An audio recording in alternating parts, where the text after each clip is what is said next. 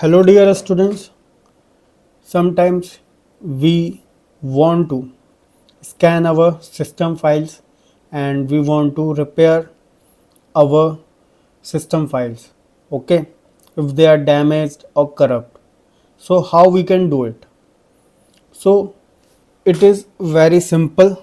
We will use a very simple command. Make sure that you watch this complete video, right? Sometimes our system crashes unexpectedly, or if the applications stop working. Okay, so it will remove all those problems. Simply in the Windows search bar we have to type cmd and open it as an administrator, right? So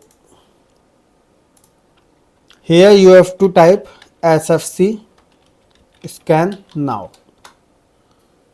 Okay, so it will scan our system and it will repair those files. Okay, so it will be completed very soon. As you can see, already 10% completed. It is increasing, right? So this is the first option. If you already encountered any problem related with the system, okay, DLL files or something like that, the errors that appear on the screen, that files are missing, so you can run this command. Okay,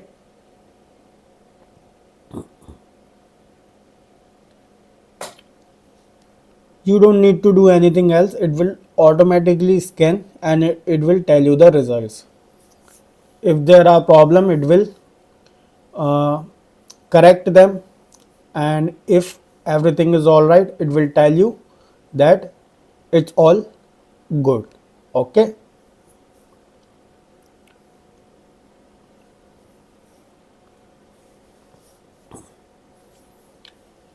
so as you can see, my system is already fine.